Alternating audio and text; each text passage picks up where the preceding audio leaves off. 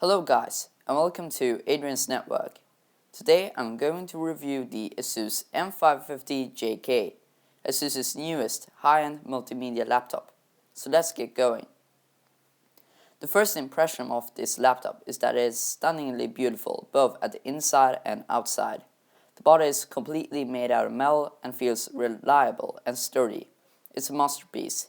The top has this nice hairbrush finish, while the bottom is covered by a black piece of metal. The sides has all of the ports: one AC, subwoofer port, Ethernet for wired internet, HDMI, mini display port, and USB-free free USB ports. One of them is on the other side. And lastly, a combo headphone jack. I wouldn't mind a separate mic and headphone jack, but it's okay. And on the other side you find Blu-ray drive, which is nice to see that they included, since for me a optical drive is really handy, and it's Blu-ray. And you can of course replace it easily with a secondary hard drive. And lastly, you can see the third USB slot and the SD card slot. Opening it up, you see the silver interior, which looks really good in my opinion. The polymer is nice and big and has a huge trackpad, which is really good. It's precise and offers a nice surface. Over the trackpad you find the plastic silver backlit keyboard. The key travel is decent and the keys are silent when pressed. We'll find the cramped numpad on the right side, which is handy, but they could make it bigger, having the big side bezels in mind. My overall experience is decent.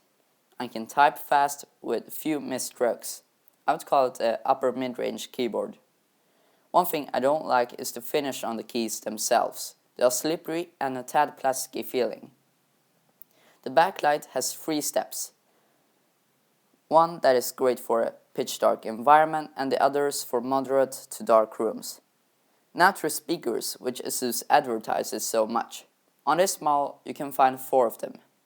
They are located on the front bottom, so it isn't sadly front-facing speakers, as you can think by the interior design.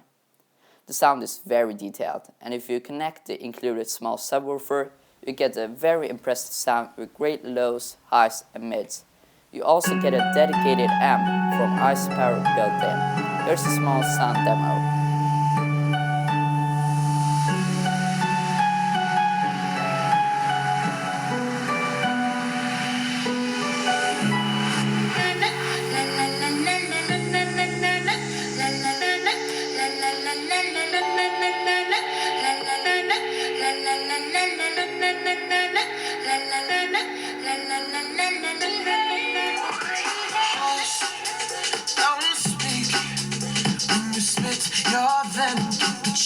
I hate it when you hiss, and you steal the food right out my mouth, and I watch you eat it. I still don't know why I love you so much. Oh, you can.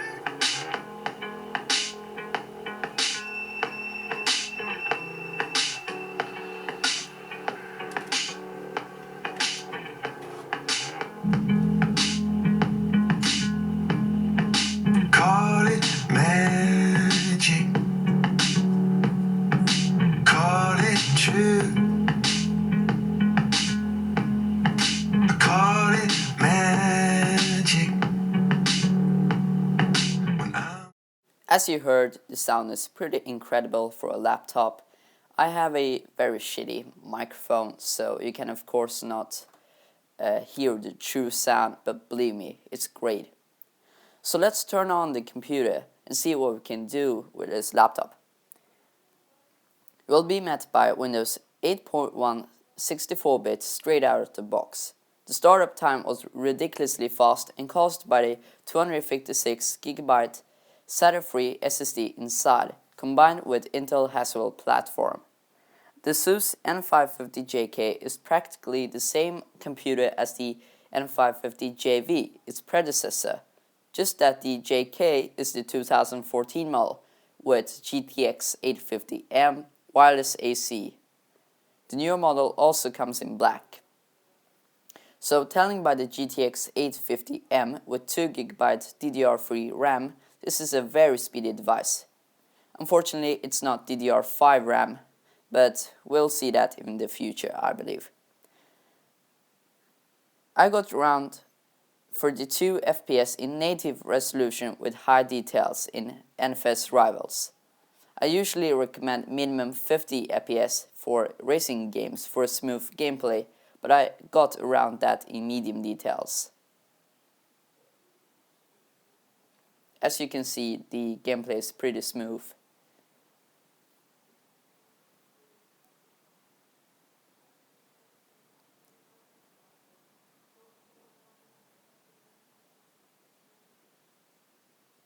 And when playing Minecraft, as expected, you get very high frame rates.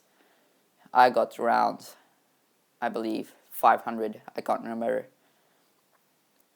And in Battlefield 4 with native res and ultra details, the gameplay was smooth enough, and in medium details this machine rocks. In high details I got around 26 FPS.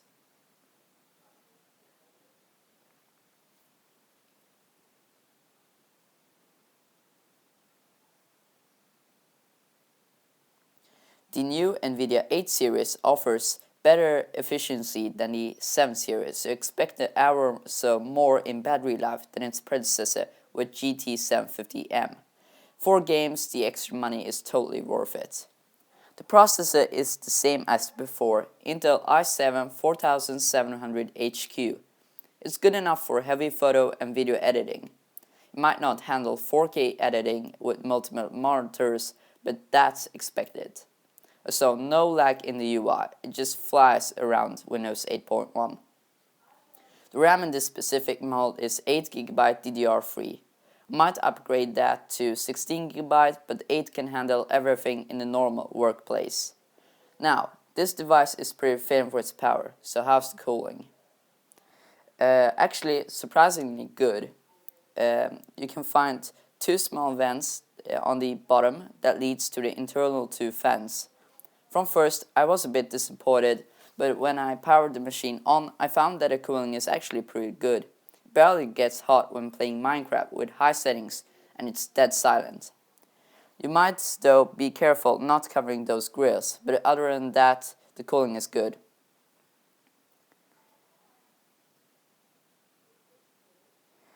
And when you press it, you can of course get some heat, and that heat is collected around that audio by banging Olufsen ICEpower logo.